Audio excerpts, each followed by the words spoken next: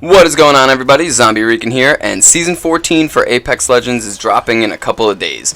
We all know what that means. A new legend, new map updates and changes, possible new map for arenas, new game modes, and a new heirloom skin / melee weapons coming out. So we got a lot to cover in this video. Let's just jump right into it. And let's start with the new legend coming to Season 14, Vantage the Sniper. She is a recon character, and her whole kit is pretty much, you guessed it, a sniper build. To be honest, I'm not quite sure how I feel just yet about her moveset. It seems a little overpowered to me. Her passive move is literally called Sniper Kit, and it allows her, while aiming down sights, to pretty much reveal everything about you and your team. Meaning she could reveal the legend you're playing as, the number of people left in your squad, and the current body shield that you're wearing. This perk alone is definitely going to give anyone playing as Vantage and her squad mates the upper hand, allowing you to better decide if you want to rush into a fight or stay back and, plan for attack.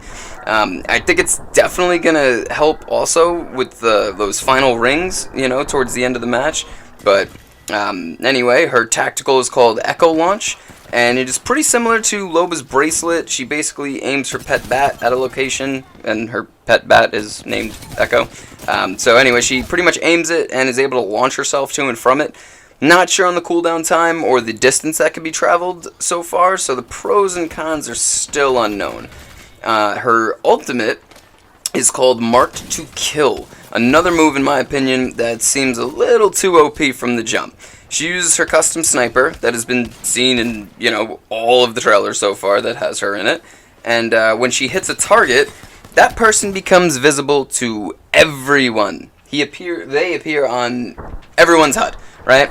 So her teammates deal additional damage to that said highlighted target, as does Vantage, but the sniper will deal less damage than any of the other snipers in the game. So I am curious to see how this works, but I don't know. It does sound a little, overpowered, and maybe she needs a nerf very, very, very soon. Or maybe she's just supposed to, keep targets at bay and allowing her other two teammates to flank. But to be honest, I've never been much of a sniper in any game I've played, so I really don't think I'm going to be using this legend that much, but I am looking forward to having her on my team, and I'm sure all you snipers out there are very, very happy too, so I don't look forward to being caught in your crosshairs. Now on to something that I am looking forward to, is we are getting a higher level cap increase this season. So everybody who's been stuck at level 500 for the past forever seasons ago, we now have a new level to grind out too. And everybody who hasn't gotten there yet, well, you now even have longer before you max out. Anyway, this also means that with every level up, we are guaranteed more loot and Apex packs. So, we're going to be unlocking more quips and legend banners for characters that we don't even play as. But at least it will thin out the loot pool and get us closer to those sweet, sweet heirloom shards. Plus the Apex packs that we get in the new Hunted Battle Pass, we are sure to unlock some more stuff that we don't really want. But speaking about the new Battle Pass, obviously we are getting a new one this season, and it is filled with hunterish looking costumes and probably a couple of weapon skins and weapon charms to accompany those skins. So far it's nothing special, for me at least, but it's definitely not the worst Battle Pass I've seen.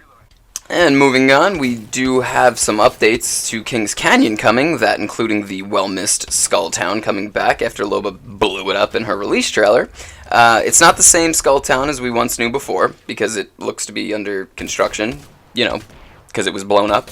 But even still, I cannot wait for its return. And it also kind of brings me hope for maybe an arenas map, being there. Maybe. Hopefully. Yeah, I don't know. Anyway, Cage is getting an update where they're actually removing the cage from Cage. So will Cage still be called Cage? It definitely will be a spot that I will actively try to avoid nonetheless, seeing on how it's going to be a sniper's haven. And that's really it for the big changes coming to Kings Canyon. I do wonder if any minor map changes will be made or not, but either way, I'm super excited to play on Kings Canyon again. It's one of my favorite maps. But a confirmed new arenas map will be set on Seer's home planet's moon. So that sounds pretty cool and interesting. Probably going to be really colorful, and I don't know. Visually, it's probably going to look very, very pretty. So I am excited to see what it looks like at least. Some more changes coming this season that seem a little bit interesting to me are the loot changes being made, more specifically to the gold book bag and the gold knockdown shield. The gold book bag will now have a perk called Deep Pockets, and pretty much allows you to store more meds, so, you know, instead of having 2 med kits, it will now be 3, and so on for all the other heals. But the most surprising change has to be the fact that the revive shield is just gone now. It's been replaced with what the gold book bag used to do, which was the Guardian Angel ability, and it's pretty much just, you know, the half health pickup. When your squad mate goes down, you pick them up, they have half health. But this is a thing that I am worried about a little bit, because, I mean, the revive shield was a staple in Apex Legends, and if anything, I thought it was going to get a buff this season. I thought it was way too slow, and they should have sped it up a little at least. But speaking about nerfs and buffs, it has been confirmed that Valkyrie is getting her wings clipped a little bit this season. So all you Valk mains out there, play her while you still can, because Season 14, she's probably going to feel like a completely different character. For starters, she will no longer be considered a recon character, and will now be known as an assault-based character. And this pretty much just means she won't be able to use survey beacons or target enemies while she's in the sky anymore. Her fuel capacity will be reduced by 25%, so I'm assuming the developers want her to be used more to, like, you know, push a fight faster or back out more swiftly instead of just flying over an entire building to get the flank on you, which I am not mad at all. But her last nerf for her is the overhaul her ultimate is getting. Not only will the height of the skydive be reduced by 90 meters, but if you take damage while you're trying to use it, her ultimate will also be disabled for 15 seconds. So talk about keeping a fast mover grounded. But another legend possibly getting a buff this season, although it's not confirmed, just speculation, is good old Revenant. Not much has been said on what they're going to do for him, but it's no secret that his pick rating has dropped tremendously. So whatever they do, I hope it does help him and not hurt him. So those are really the big updates coming this season. I am excited for a new season, but so far this one seems a little lacklusting. And I do hope I'm wrong, but from everything that I'm seeing and reading, nothing besides Skulltown coming back has really made me say wow.